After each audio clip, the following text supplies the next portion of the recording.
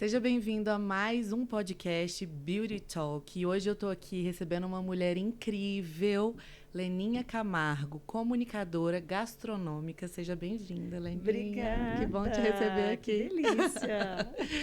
Muito bom te bem-vinda. rever, né? Pois tempão que a gente muito não se tempo. via. Leninha, vamos contar um pouco da sua história? Mas assim, gente, a Leninha eu conheço porque na época me indicaram, né, você como influenciadora, e a gente super, né, se deu bem, conversamos, enfim. E aí fiz alguns procedimentos, né, Leninha, em você. Aliás, você precisa retocar meus lábios. Seus lábios maravilhosos. Mas ficou lindo, deu tudo certo na época. E agora a gente se reencontrou depois de um tempão já, pois né? Tem uns um ano e Acho que um ano ano e tanto, né? E eu fiquei surpresa, porque agora ela virou apresentadora. Pois gente, eu fiquei, caracas, que legal. Que bom. Mas a sua história, ela é impactante. Vamos contar um pouco aqui pro pessoal? Me fala assim, do início. Eita! Acho que a gente vai ficar aqui até amanhã. Para as pessoas te conhecerem, saberem toda a sua trajetória, sua história de vida, por que você se destacou no mercado, né? Então, vamos contar um pouquinho sobre você. Para falar desde o início, a gente tem que voltar lá atrás, né? Sim. Interior de Minas, cidadezinha bem pequenininha, bem aquela coisa bem de família mesmo e tudo. Bom, eu, desde pequenininha, já acompanhava minha mãe, né? Minha mãe, não é que a minha mãe fosse cozinheira de casa. Sim. Mas a gente tinha ainda aquela história de fogão a lenha, de matar um porquinho, a galinha feliz, né? Essa coisa toda. Sim. Então, isso lá em casa já era uma coisa normal. A gente tinha uma casa, tinha um quintal grande. Meu pai plantava e também cuidava, criava galinha, porcos, enfim, essa coisa toda. E desde de pequenininha a gente sempre acompanhou a minha mãe nesse processo. Então, por exemplo, eu lembro de eu bem novinha mesmo, meu pai matava um porco, né? Por mês, era aquele capadão que chamava assim. E aí os meninos, todos nós, né, íamos ajudar ali a despelar o porco, a fazer uma série de coisas. E naquela época, é engraçado isso, porque hoje se vende muito a história do confitado, né? Aí escolhem palavras bonitas, um confit, a carne na lata, que na realidade o confit nada mais é do que a carne na lata que a gente fazia. Eu com 7 anos já estava lá fazendo carne na lata, porque a minha mãe fazia isso. Então matava o porquinho e ela pegava aquela carne toda e fazia a danada da carne na lata, que hoje é uma coisa que está super em alta, né? Esse resgate da comida sentimental, de estar buscando a comida de raiz. Então, desde essa época eu já fazia isso. E você gostava? Porque era criança? Gostava muito. Então, a minha mãe fazia muita coisa, assim, para nós em casa, né? A carne na lata, fazia muita pamonha, pamonha, aquele curau de milho verde. A gente tinha aquela coisa do almoço de domingo, era uma meninada, sabe? Um monte de menino. Então, delícia. Assim, matava 3, 4 galinhas e aí ia fazer galinha caipira. Era aquela farra toda, aquela meninada, tudo na cozinha mesmo. Então, assim, eu tive uma infância muito voltada para essa coisa da cozinha sentimental, né? São cheiros que marcam, né? Sim, são momentos também isso, com a família, momentos, né? que trazem pra gente uma estrutura muito, muito bacana, principalmente para quem é da área. Então, hoje eu trabalho muito, eu coloco muito na minha gastronomia, em tudo que eu faço, a coisa muito do sentimental. Então, eu estou sempre resgatando produtos da época, resgatando técnicas não, processos da época que hoje a gente tem uma técnica mais apurada, enfim. E assim vai. Bom, então eu fiquei lá em Brasília, não, Bom Despacho, olha o nome da cidade. Muito próximo de Belo Horizonte. E com 15 para 16 anos eu vim para Brasília, resolvi vir para cá. Sozinha? Não, com o irmão. E chegou aqui, assim, sem ter nada, né? Sem pensar em nada. Ou seja, uma menina de menor e tal, aquela coisa toda. E chega aqui em Brasília, fala, e agora? Nossa. E agora? Né? O que eu vou fazer da minha vida? E aí procura emprego, faz aquelas coisas. Não, uma mão na frente e outra atrás, né? Que a gente chegou. E não, lógico, não era fácil arrumar. E eu tinha que morar, eu tinha que comer, eu tinha que sobreviver aqui mesmo sendo na época uma cidade ainda que não era tão tumultuada, né, como é hoje e tal, eu tinha meus custos, tinha tudo aquilo. E aí eu resolvi trabalhar em casa de família. Então eu comecei trabalhando de doméstica. E fiquei por pouco tempo, era muito por essa necessidade de ter um lugar para morar, de tá ali tendo realmente também naquela época não tinha tantas oportunidades. Não, assim, não tinha, né? Então, eu trabalhava de dia e estudava à noite. Nunca parei de estudar, continuei meus estudos, chegava cansada, né? Meia-noite e tal, não sei o quê. Continuei a estudar. Logo, apareceu uma oportunidade de um concurso, era Banco Nacional. Na época foi meu primeiro emprego. Olha. E na época eles faziam essa espécie desse concurso e o que pesava muito era a datilografia. Era a datilografia. E eu era uma exímia datilógrafa. Eu era uma exímia datilógrafa. Você gostava? Gostava. E naquela época, tipo assim, era o que tinha de melhor, né? Do tipo assim, você digitar muito bem e tal, aquela coisa toda. E aí eu fiz e passei. O peso da datilografia naquela época era como se fosse redação, vamos dizer assim. Então era o maior peso que tinha. E eu saí em primeiro lugar assim. Olha. E aí fui para o Banco Nacional. No Banco Nacional também eu fiquei muito pouco tempo, porque eu ajudava um gerente que tinha conta da Incol, que era a maior construtora que existia na época e tal. E esse pessoal da Incol me conheceu e me carregou para a Incol. Eu fui para a Incol, trabalhar na Incol. Também na mesma... Não, aí eu entrei para a área de finanças. Eu era muito boa em custos, em aplicações e não sei o quê. E lá eu fui para poder ser uma auxiliar e acabei assumindo a tesouraria da Incol. Gente! Então, com 18 anos, eu já assinava cheque, tinha até que procuração. Foi rápido, né? Você chegou foi. e foi... Eu sempre fui muito, assim, ativa, né? Nesse sentido. Então, no banco... Batalhadora, né? Corria atrás. Eu já fazia esse trabalho muito ali do financeiro e tal, e não sei o quê. E lá na Incol eu explodi realmente. Eu assumi a tesouraria e fiquei até 96, quando a Incol entrou num processo de falência. E nesse período todo, eu fui só aprimorando mais na gastronomia, não fazendo curso, nada disso, mas eu gostava muito. Então, por exemplo, se tinha uma festa na casa de alguém, né, um aniversário ali, a Leninha vai cozinhar, a Leninha vai fazer não sei o quê. Então, eu fazia aquilo por prazer. Por prazer, né? Mas aí chegou um momento que eu falei, bom, peraí, todo mundo gosta, eu quero empreender com isso. Olha. Né? E quando pintou a oportunidade aliás, aproveitei a oportunidade que a Incol estava entrando em processo de falência, peguei o dinheiro que eu tinha e abri o primeiro restaurante. Foi assim. Foi onde meu primeiro restaurante. Eu estou olhando para o prédio, estou olhando para o prédio onde foi aberto o meu primeiro restaurante. Que legal! Tá aqui na minha frente, é muito engraçado. Foi lá onde você Lá no Metropolitan Flat, o prédio era da Incol. Tá aqui bem na minha frente. Que legal, gente. Engraçado isso. E foi ali no Metropolitan. Eu junto com o seu Francisco, do Dom Francisco Restaurante. Sei. Era ele de um lado, o prédio tinha acabado de inaugurar. Então era ele com o Francisco Restaurante, que na época chamava Francisco Restaurante, e eu do outro lado com um restaurante chamado Le Bistrô. E aí explodiu. Então eu era muito novinha, autodidata. E naquela época eu já fiz um cardápio, eu já montei um cardápio que foi sucesso. Então, de um belo empratamento, eu já trazia para os meus pratos essa coisa de empratar muito bem, da apresentação, do prato, de técnicas novas e tal, e mesmo sem estudar. Gente. Então, eu já servia coisas bem mais fáceis. Então, por exemplo, tinha um prato de rabada, mas era uma rabada desfiada. Então, assim, servida de uma forma já bem diferente e tal, que hoje usa muito. Mas naquela época, não. Hoje tem risoto, tem um monte de coisa, né? E aí, assim, os meus clientes eram todos muito seletos e tal. Tinha muito empresário, muito político, essa coisa toda. E explodiu, foi um sucesso. Gente. Aí, só que a minha unidade de produção, ela era muito pequena. Né? Eu tinha um espaço muito pequeno, tanto na produção quanto de salão. E aí as pessoas, aquelas pessoas que gostavam muito, eles começaram a fazer encomenda dos meus pratos para casa.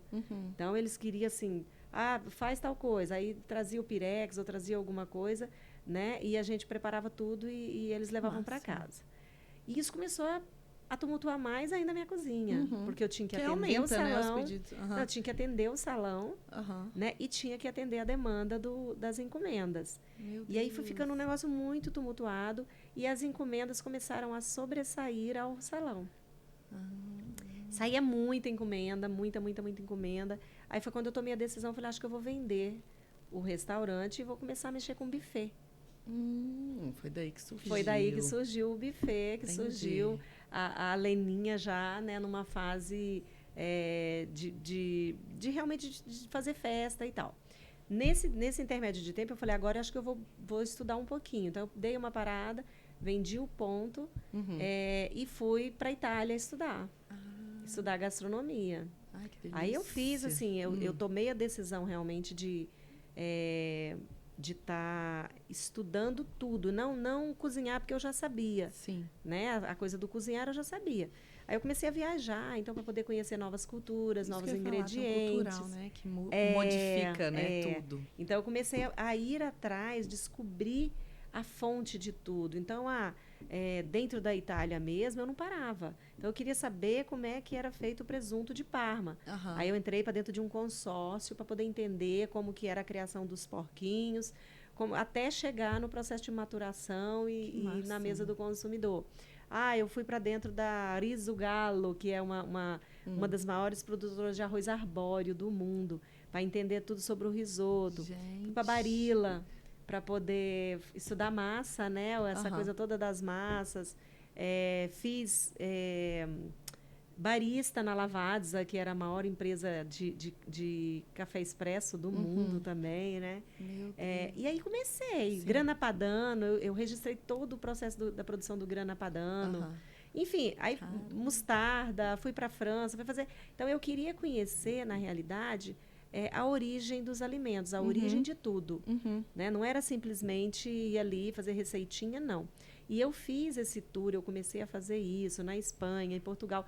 Enfim, comecei a estudar tudo relacionado aos alimentos. Sim. Né? A conhecer tudo isso. Aí eu voltei para o Brasil e comecei a trabalhar com outro buffet. Olhar, né? Com outro olhar. E aí, no buffet, eu sempre fiz muito diferente. Né? Então... e até hoje... Mas aí o buffet era o quê? Numa casa de festa sua? Não, o buffet, em princípio, era o buffet mesmo. Tá. Tinha uma cozinha, construiu uma cozinha de produção. Sim. E não tinha esse salão de festa. A gente trabalhava nos salões de festas de Brasília, ou nas casas, né? E com o tempo, isso foi diminuindo em função dos salões de festas de Brasília todos fecharem exclusividade. Ou eles montavam um buffet, o próprio buffet, próprio buffet, ou eles fechavam exclusividade com alguém para poder fazer esse trabalho do buffet. E aí você começou a perder espaço, começava a perder espaço. Chegou um momento que estava muito complicado de trabalhar. Então, assim, o máximo que sobrava para os buffets que não tinham espaço de eventos eram os corporativos, né, nas empresas e tal, ou nas residências. Mas os grandes eventos em espaço de evento a gente já não tinha mais. Aí foi quando eu peguei e falei, bom, eu tenho que construir o meu espaço de eventos. Aí comecei... Empreendedora desde sempre, né, Leninha? Você vê, né? Não dá para você ficar só numa área, né? Não, se ficasse não dá. só na gastronomia, assim, pensando só no restaurante. No restaurante, você não ia expandir nunca, né? Não ia fazer diferença. Eu falo sempre nas minhas consultorias que é aproveitamento de oportunidade. Sim. Então, assim, você tem que olhar, seja em que área for, você tem que estar atento para o momento. Saber o momento de parar, saber o momento de reinvestir, de fazer algo novo, de estar modernizando, de estar inovando. Tem entendeu? Que ficar Tudo de olho isso. no mercado, né? Tem. Seja em que segmento for. Você realmente tem que estar atento para o mercado. Você começou no restaurante, aí você percebeu o delivery, né? Então você já foi Que para um nem tinha outro essa palavra, patamar. tá? Nem existia delivery, pois é. Não existiam os aplicativos. Gente, eu não sou tão velha assim, não. Eu tô falando coisa, mas olha aí, tá, Mas delivery tá é queimando, recente, tá queimando. é recente. Explodiu mesmo na pandemia, que é recente. Antes não tinha tanto aham. assim, né? Não É tinha. verdade. É recente, algo recente. E- E depois disso, você foi para buffet, foi para festa, então você foi crescendo dentro da área, foi atingindo outras vertentes, né? Aí eu, na realidade, eu falei, agora tá na hora de construir um espaço de eventos, Aham. né? Era assim, era uma loucura, porque eu passei perto de um lote, ali no Jardim Botânico, em frente ao balão da JK, Sim. e ali não existia JK ainda. Aham. Ah, naquela A época gente tá só tinha falando- as duas pontas. A gente tá Aham. falando de 21 anos, né? Uhum. Mais ou menos. E aí não tinha a ponte JK ainda, mas eu morava na 23, então eu passava ali por cima e passava de frente desse lote. E aí eu olhava para aquele lote e falava assim, gente, olha que salão de festa lindo que tem ali. E eu passava a fazer isso todos os dias. Olha. Todos os dias eu passava e olhava, vou construir um salão de festa ali. Vou comprar esse lote. E eu olhava, e é um lote muito, é um ponto maravilhoso, Aham. o do meu espaço de eventos. E aí, o meu ex-marido, na época, falava, você é louca, não sei o quê e tal, isso aqui é um mato, isso aqui é não sei o quê, Aham. né? E eu falei assim, gente, eu vou comprar esse danado desse lote. E aí, um belo dia, eu falei assim, gente, eu vou atrás do dono desse lote. Uhum. Peguei o carro e falei, eu vou descobrir quem é o dono desse lote. Olha. E mexi de tudo, mexi os pauzinhos, falei com o outro e descobri quem era o dono do lote. Ah. Cheguei no dono do lote e falei, eu quero comprar seu lote. Não, mas meu lote não está à venda. Não, mas eu quero comprar seu lote. Não, mas meu lote não está à venda. Mas ele é meu, você não tá sabendo ainda. Aí eu falei, olha só, eu acho que você vai ter que vender seu lote para mim. Senão nada vai dar certo ali. Aí fui embora, deixei meu contato e tal. Passou uns 15 dias, vou lá de novo. Fui lá e Herbert, ele vai assistir a gente, vai. Aí eu falei, olha, eu quero comprar seu lote. Não, mas eu já te falei que meu lote não está à venda. Hoje. Eu falei, olha só, até um dia eu falei assim, olha só, se você não vender esse lote para mim, nada vai dar certo ali no seu lote. Já jogou o medo ali no cara. E aí essa conversa foi aí talvez uns 3 meses, mais ou menos, e eu em cima dele, eu ligava. Eu queria, porque queria o danado do lote. Até jeito. que ele resolveu, cara, eu vou vender esse lote pra essa mulher. Mas para Ela de me tá encher querendo no mais do que saco. Ele me encheu no saco, né? E já jogou praga, já fez Já tudo. fez tudo. Aí ele foi vender o lote pra mim. Eu lembro que eu juntei tudo que eu tinha e falei, vou comprar esse danado desse lote. E foi uma briga, porque vende isso, faz aquilo outro, e põe não sei o quê, e tarará. Era caro, não era barato, não. Uhum. Comprei o lote. Meu Bom, Deus. comprou o lote, e aí? Agora tem que E construir, agora? Pois é. né? Cara, e agora não tem dinheiro para construir, virou aquela loucura, e o local ainda era meio assim, né, sem estrutura, e não sei o quê. Aí construíram a ponte JK, aí que o pecado. Nossa, aí valorizou horrores, né, seu loja. Não, eu fico literalmente, né? Aonde? Bem subindo a terceira ponte? A terceira ponte, você tem aquela subidona, Aquela aí lá em subidona. cima não tem um balão. Tem. É em frente ao balão. Então, a frente é toda para a esplanada, para a ponte, assim, Sim, né? sim. Aham. Então, é muito legal. Se Que você legal. passasse com o carro em cima do balão, você cai lá dentro. Gente. Então, é muito um ponto, assim, maravilhoso. Eu acho que o Herbert Maravilhoso. deve ter arrependido de me vender. Com certeza. Porque é o ponto. Depois que saiu a terceira ponte, oh, meu ali não Deus. tem nenhum que seja tão bem localizado assim como o meu. E é engraçado porque de manhã tem engarrafamento em frente do meu, Olha aí. do meu espaço. Marketing indireto. Arrasou. Aí foi aquela luta para construir, né, e tal. E aí eu fazendo o buffet fora naquela correria e tal. E a gente construiu. A gente inaugurou tem 11 anos. Olha. Né? Deu um jeito. Deu um pra jeito, construir. fizemos. Não tinha como buscar financiamento, porque o lote na época era irregular, aquelas coisas todinha, não tinha escritura. Não era que era irregular, não tinha escritura. Aham. Hoje não, hoje é tudo regularizado, tudo escriturado, tudo certinho. E eu fui construir um mega espaço de eventos. É um mega espaço de eventos mesmo. Gente. Então, assim, uma estrutura muito bacana, tratamento acústico, um negócio fantástico. E aí eu fiz a minha central de produção também. Então, hoje... Qual que é o nome? Chama Malbec Hall.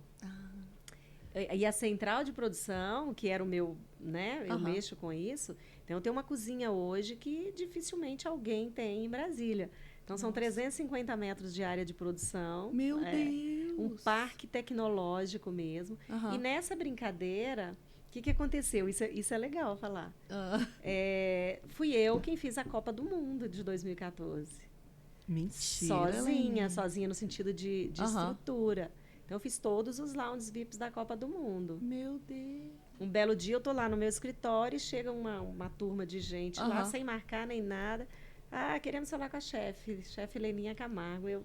Aí a minha menina vem e fala, eu falei, quem é? Diz que é da FIFA. Aí, oi? Da FIFA? Oi. E eu não queria fazer. Aí eles chegaram e falaram assim, você vai fazer a Copa do Mundo. Eu, como? Quem são vocês? Aí eu lutei muito, falei, não vou fazer, não quero fazer, não tem a menor chance de eu fazer, eu não tenho estrutura para isso, nem física, nem psicológica, não tem a menor chance de eu fazer e tal. Já tinha tido a Copa das Confederações, que já tinha notícias de ter dado muito problema com os bufês que tinham feito. E eu falei, imagina a Copa do Mundo, né? Aí eles ficaram em cima de mim e foi uma luta, assim, até... aí eu vou para casa e eu sempre fui muito de colocar desafios na minha mão e isso aguça, entendeu? Isso me faz ir para frente. Aí ele me entrega aquele catatal de documentos assim, né, do que eram os números da FIFA, e eu passei uma noite inteira estudando aquele material. Aí, no dia seguinte, eu sentei e eu desenvolvo projetos, né? E aí, eu sentei e comecei a fazer um projeto da Copa e tal, e não sei o quê, e penso daqui, falo dali, não sei o quê, não. Eu sei que no dia seguinte eu estava com o projeto da Copa pronto. Chamei eles novamente, e aí, o que aconteceu? O espaço de eventos em si, a minha cozinha de 350 metros... era né? Não tinha nada. Meu Deus. Não servia para nada para a Copa do Mundo. A gente está falando de atender aí 50 mil pessoas, né? Então, caramba, você o próprio salão de festa virou produção também, tudo. Além disso, a gente tinha um lote ao lado, que era muro comigo, assim, né? A parede da minha cozinha fazia limite com esse lote que estava vazio. Sim. Eu fui e aluguei esse lote, tá? Mandei trazer 16 containers de congelamento de São Paulo. Aí instalamos toda uma estrutura de containers dentro desse lote, arrebentamos uma porta da minha cozinha para esse lote, então tinha um túnel, tá? E começou toda a loucura na minha vida. Então, assim, durante 6 meses, o salão foi parado para poder fazer a produção da Copa do Mundo, para atender a Copa do Mundo. E aí a gente atendia. E a história da Copa do Mundo é um capítulo à parte, porque ele realmente, eu acho que todo mundo tem que escrever um livro. Nossa, com certeza, né? contar porque os detalhes realmente disso. Porque era uma loucura. Então, assim, questão de Polícia Federal, de saúde pública, tudo lá dentro, né? Tudo monitorado. Então, as câmeras eram todas monitoradas, a gente fazia produção em alta escala. Você fechou o espaço para isso, fechou o espaço para isso. Impossível pegar eram toneladas de comidas, né? Então, assim, eu criei uma linha de produção para os 7 jogos. E a gente está falando assim, de atender vários níveis de gastronomia. Então, você tinha um lounge que servia salgadinho, um que servia caviar, o outro que servia lagosta, você entendeu? Sim. Então, assim, você montar uma estrutura que vai atender de salgadinhos a caviar, né? Não é para qualquer um. Então, quem fez a Copa do Mundo fui eu. Só eu. Entendeu? Isso significa Tem que ser reconhecido isso. Significa o quê? Mas era legal que você fazer nessa mesmo geração, por exemplo, o meu filho tinha 2014, ele tinha 12 anos, né? E ele foi em todos os jogos da Copa. Ai, que e era muito maravilha. legal isso, porque assim, eu falo que quando a Copa voltar para cá, se voltar vai ser o quê? Daqui uns 30 anos. Né? E ele vai falar, foi minha mãe que fez a Copa do Mundo de 2014 e tal. E lá, essa estrutura era um negócio assim... Trouxe um reconhecimento absurdo, né, pra você, né? Então, eu atendi, assim, né, ministros, chefes de Estado, 13 chefes de Estado, artistas, enfim, celebridades, Príncipe Harry... todo mundo passou por esses lounges lá e comer a minha comida. Ai, que delícia! loucura. Depois que terminou, quase que eu dei um tiro na cabeça, mas tudo bem. Imagino. Realmente foi o maior desafio que eu tive na minha vida hoje, foi a Copa do Mundo. Caramba. E Mas aí depois, isso me deu lógico. estrutura para fazer evento de qualquer tamanho. Não, depois de um evento desse porte, Hoje eu qualquer faço um que você evento, pegue, você sabe. eu faço de qualquer tamanho. Né? Nossa, maravilhoso. E aí, sim, aí hoje a gente tem um espaço de eventos. Ele continua, né? Continua. Sim. São eventos sociais e corporativos. A gente tem espaços lá dentro que você tem condições de atender. Por exemplo, tem um lounge que você atende de 10 até 1.000 pessoas. Então, ele é modulável de forma... Então, vai depender do tipo de evento que você quer. Mas a gente consegue modular para criar eventos de vários formatos. Que bacana. Né? E aí você continuou... Quer dizer, você ficou só nisso, né, assim, só no espaço de eventos e tal. E quando foi que pulou pra Globo, né? Quando a Globo te chamou. Então, na cozinha eu continuo até hoje, né? Sim. Então, assim, eu sempre fui cozinheira, chefe de cozinha, já nessa onda toda. Na época eu já, além do buffet, né? Do buffet no meu espaço de eventos, assim como fora, eu já fazia um trabalho meio que de consultoria também. Consultoria para outros locais. Né? Para empresas ou para... para restaurantes, né? Bares, hotéis, restaurantes, essa coisa toda. E aí pintou a história do Mestre do Sabor da Globo. O Mestre do Sabor, na realidade, ele não é inscrição, não é você que escolhe, eles que te escolhem. Eles que escolhem, né? Então, eles fazem uma seleção no Brasil inteiro e escolhem, é um programa 100% profissional para profissionais. E eles pegam aquelas pessoas que estão se destacando no meio naquele momento e convidam para poder estar participando do programa. Como foi você maravilhoso. Esse convite? Foi fantástico. Eu não queria ir. Não queria ir, não. Não, imagina. Não queria a Copa, não queria ir. Não, eu já estou aqui, quietinha no meu canto, né? Já faço o meu trabalho. E você botar a cara em rede nacional, ela pode dar, né, 2 vezes. Pode ser muito sucesso, pode ser muito bom, pode ser um desastre. Né? Verdade. E eu fui... Depois de muita conversa também, assim, com a produção da Globo. E eu falava, não vou, eu sou a mais velha da turma. Não vou fazer um negócio desse, rede nacional e tal, não sei o quê. E é engraçado, porque o teu podcast é sobre beleza, né? E sabe o que me convenceu? Eles tinham uma estratégia para mim, né? Eles queriam... Eu sempre fui muito de me arrumar, eu sempre gostei, sabe? Sempre apareci. Sempre foi vaidosa, do cabelo, maquiagem, de se arrumar bem, de se apresentar bem. Então, mesmo sendo chefe de cozinha, as minhas domas eram todas diferentes, eu mandava fazer tudo, né? E eu brincava muito com isso. Eu nunca aceitei que, por ser um chefe de cozinha, ou porque ser cozinheiro, você precisa estar com o cabelo sujo de gordura, sabe? Com a unha sem fazer, ou com a pele, e se vestir mal, né? E ficar feio ali. Então, a cena dos cozinheiros eram feias, eram cenas feias, né? A gente, né, tinha essa coisa de não se apresentar bem. Eu já era o contrário. Então, eu estava sempre muito bem arrumada, sempre procurando as domas mais bonitas, não sei o quê, prendendo o cabelo. E foi isso que a Globo descobriu em mim. Quando... Depois eu falar que não ia de jeito nenhum, não sei o quê, nananã. Aí entrou a diretoria da Globo lá numa live, na época, era a época da pandemia. E, olha só, eu vou contar qual que é a estratégia. É lançar uma chefe de cozinha que tenha, que esbanja essa coisa da beleza, do cuidado, da beleza e tal, não sei o quê. Aí eu falei, opa...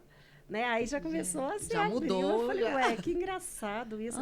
Porque eu nunca tinha visto isso em mim mesmo, né? E aí, era uma coisa normal para você, era uma coisa, né? assim. E aí eu comecei a ver. Eu falei, gente, é verdade, né? Aí foi muito legal, porque na entrada, no programa, que é no primeiro programa de abertura, que é onde os mestres têm que bater para você ali a mão, né? Tem que apertar, querendo ou não. Isso é legal se a população olhar, porque eles vão entender exatamente o que a gente está falando. Era assim, tinha uma leva de chefe, eram 20 e poucos chefes, e todos assim, se você olhar, vai ver que é exatamente do jeito que a gente falou. E chega a Leninha assim, toda pá, aquela coisa. Então Então, tipo, você vai cozinhar de macacão, maquiada, brinco, pulseira Tiffany, não sei o quê. Um coque lindo, lenço. Aí eu lancei a moda do lenço. Ah, eu lembro muito de você com lenço. Não é? E assim, explodiu no Brasil a história do lenço.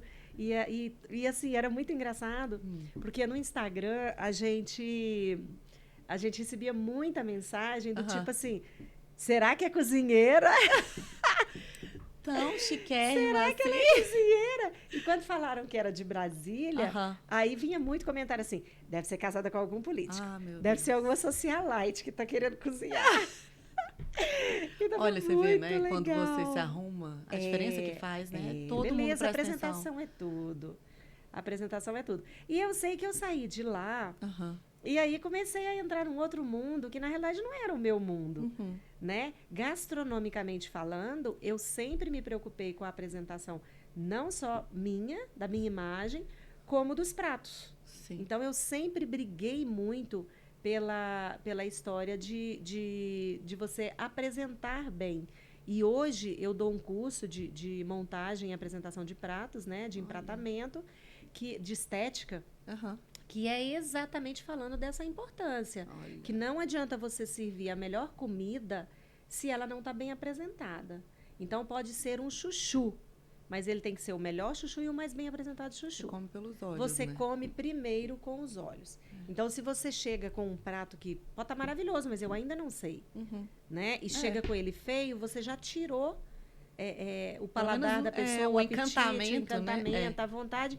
E a chance disso dar errado é muito grande. Porque você já vai com a expectativa de que tá ruim aquela comida, porque tá feio. Porque tá feio, Porque tá feio.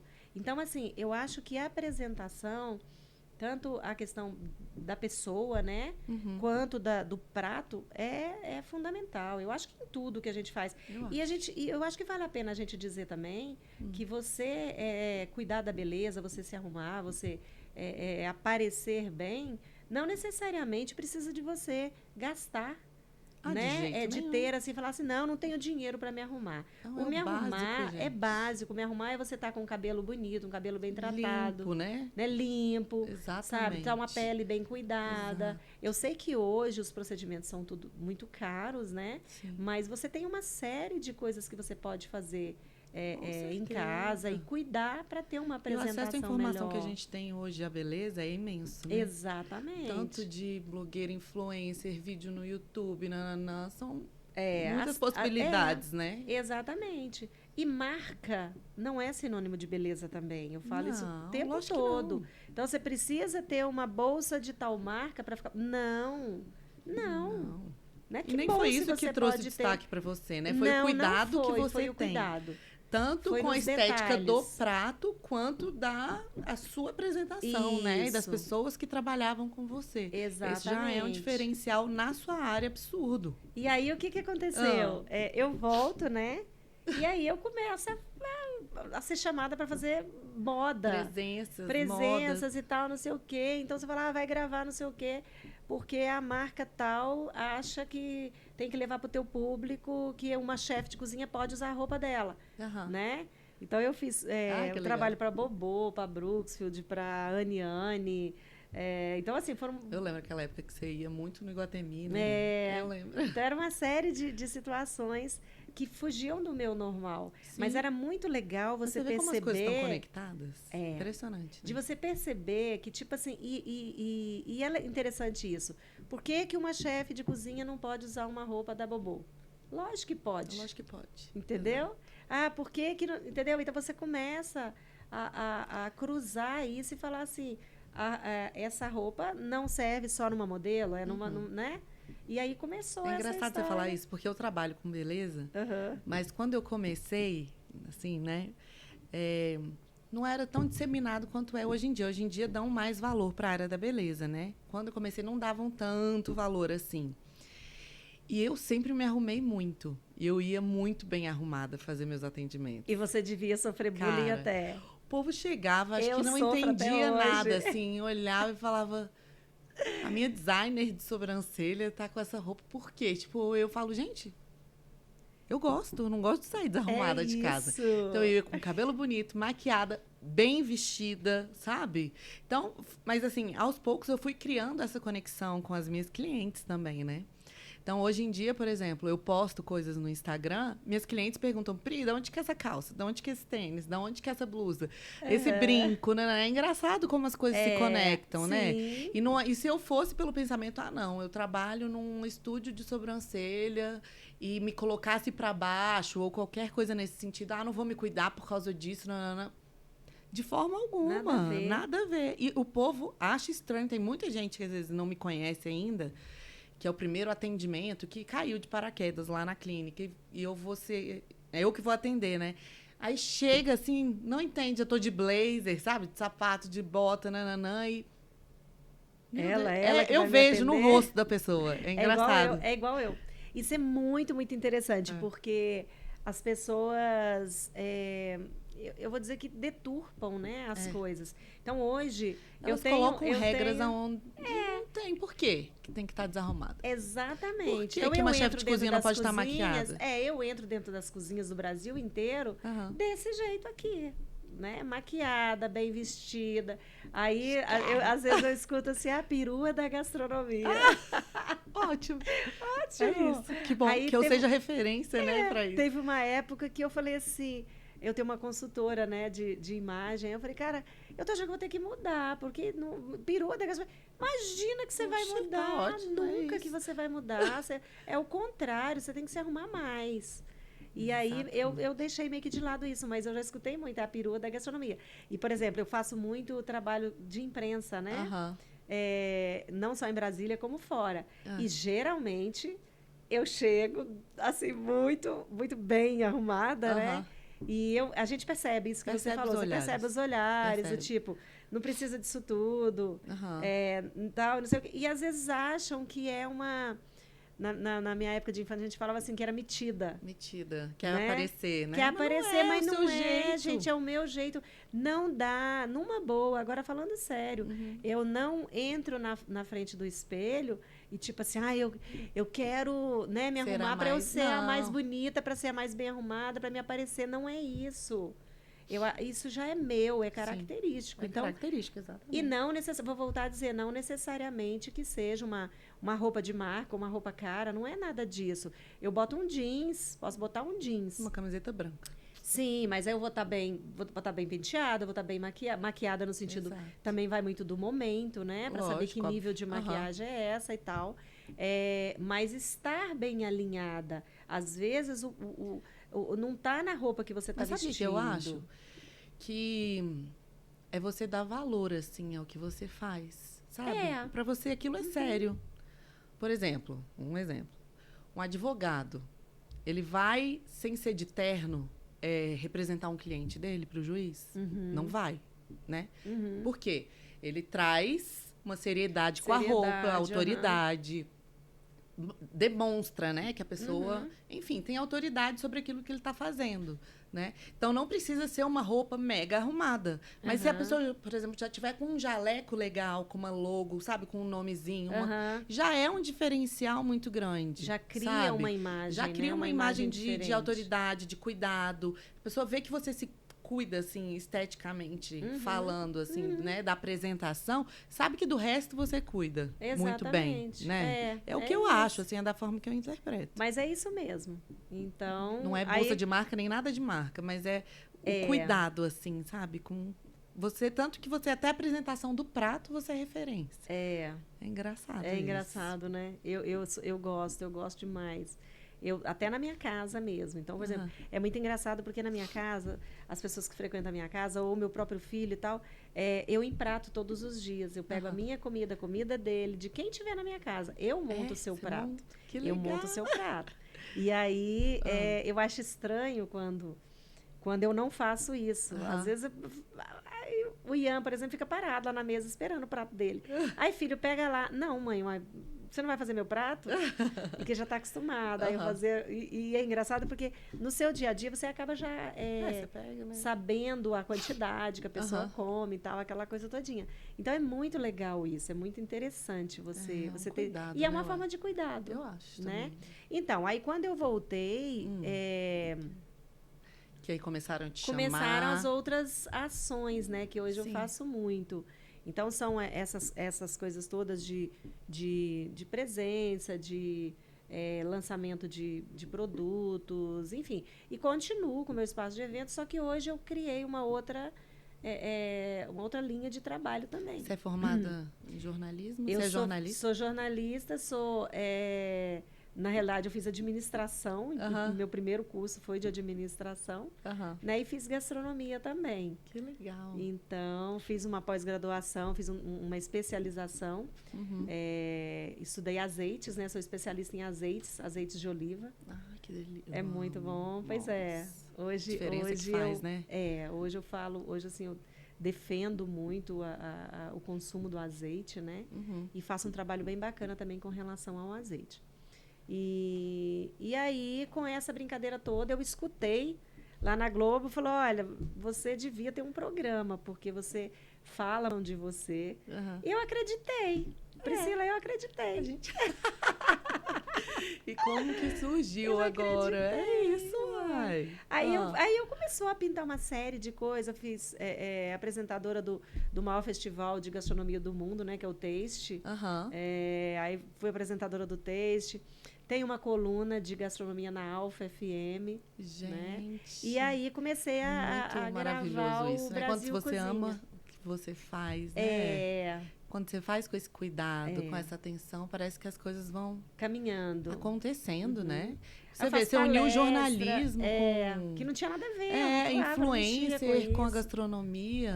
Se falasse isso um tempo atrás para as pessoas, ninguém ia entender, né? Todo mundo ia falar, não é possível. O que é? Qual que é o foco, então?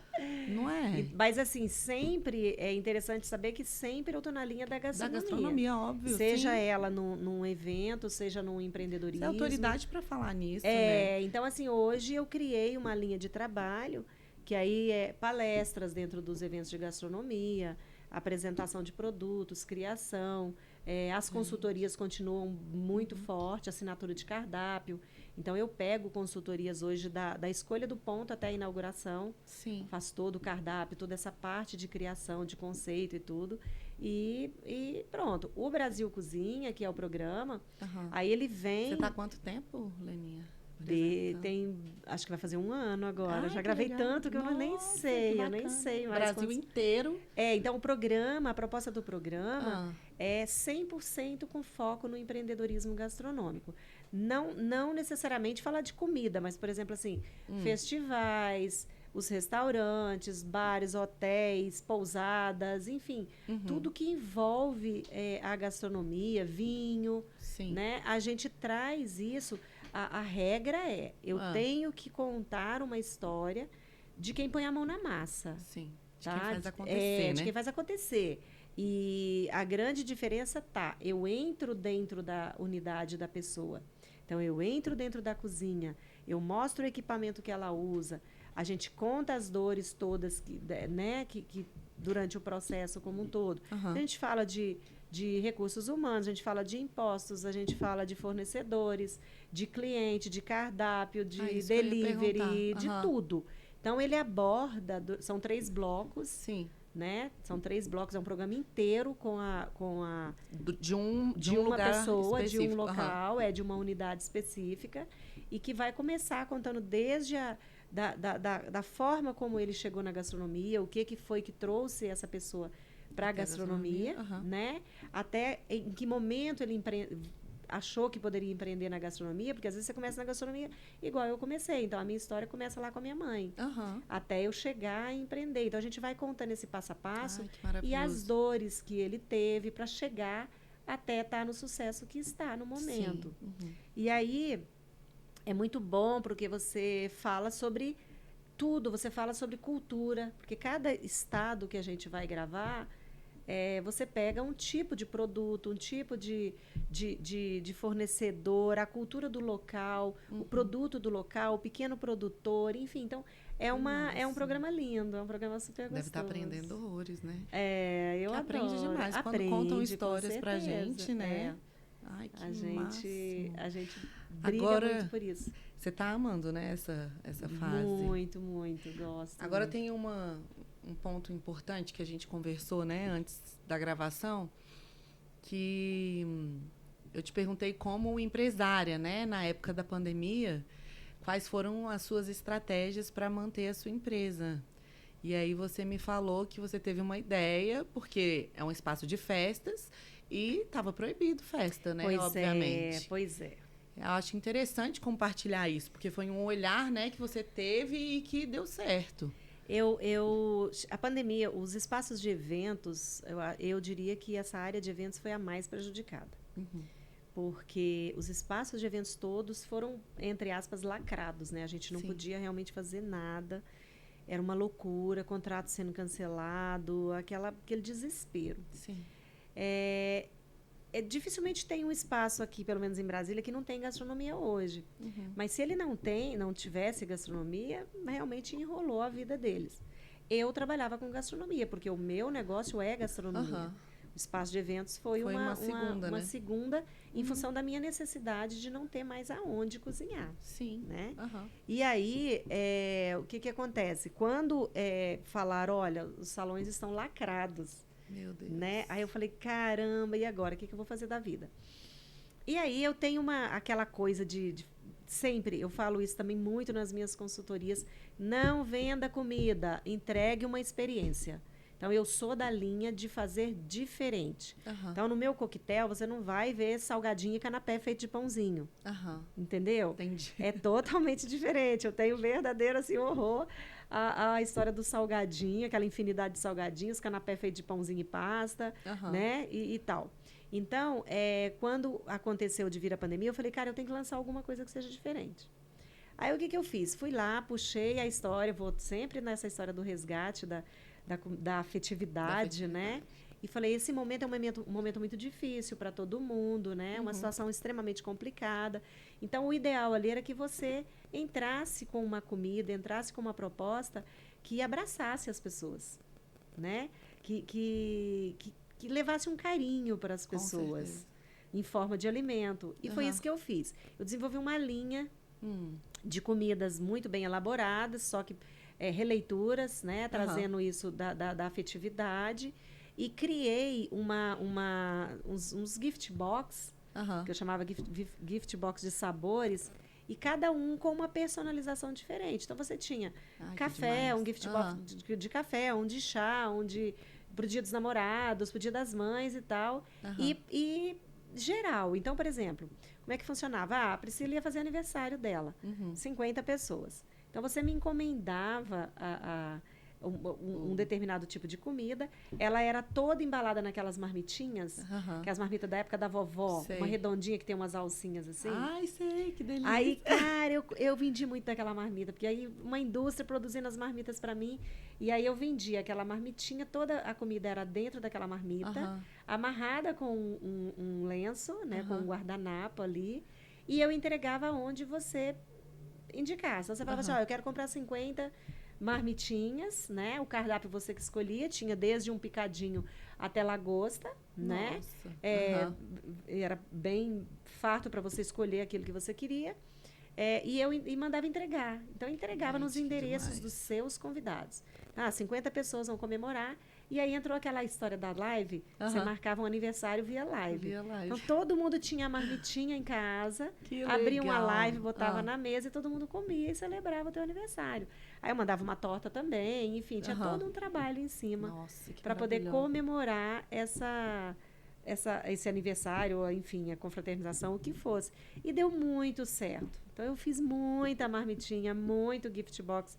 Assim, Dia dos Namorados foi um sucesso. A gente fazia aí, criava-se um kit para 2, um kit diferente. Dia das Mães, aí eu criei um outro esquema que era tamanho família. Aí, nesse tamanho família, era muito legal, porque, por exemplo, assim, você pedia lá, sei lá, uma moqueca. Ela ia na panela de barro e você comprava pelo tamanho, pela quantidade de pessoas. Sim. Eu queria uma moqueca de frutos do mar para 10 pessoas. Eu tinha um panelão. E essa panela era um presente, ela ficava. Gente, que maravilhoso. Então, era muito legal, era muito legal. Nossa, uma história... Foi assim. Não vai esquecer nunca, né? Maravilhosa. Leninha, vamos... que eu queria te pedir, assim, porque Gastronomia, hoje em dia, né, já alcançou vários patamares que antes não tinham, né? Assim, hoje em dia maravilhoso, assim. Eu sou fã, assim, o sonho da minha mãe é fazer um curso de gastronomia. Eu acho, assim, vocês, de fato, atingiram outro patamar, assim. Eu fico feliz porque a comparação não existe mais, né? Ah, é uma coisa de cozinha de casa. Ah, você é um cozinheiro. Não, calma aí. Eu sou cozinheira, mas eu sou uma chefe de cozinha especialista. Eu entendo da produção, igual você foi buscar a história, né? Para você poder saber. E o que você diria para quem está querendo começar na área de gastronomia, assim, sabe? E às vezes falar, ai, o mercado já está saturado. Sei lá, de que forma eu posso me destacar? O que eu devo fazer? Sabe? O que você... simples isso, Priscila. Eu falo isso muito. E já até comentei aqui. Não venda comida, entregue uma experiência. Significa o quê? Não faça o que já tem no mercado, faça diferente. Porque hoje a gente vê dentro das operações gastronômicas tudo muito igual, né? Então, assim, às vezes eu pego uma consultoria para fazer que a pessoa fala assim, eu chego, ela já está com um ponto escolhido. Por que você escolheu esse ponto?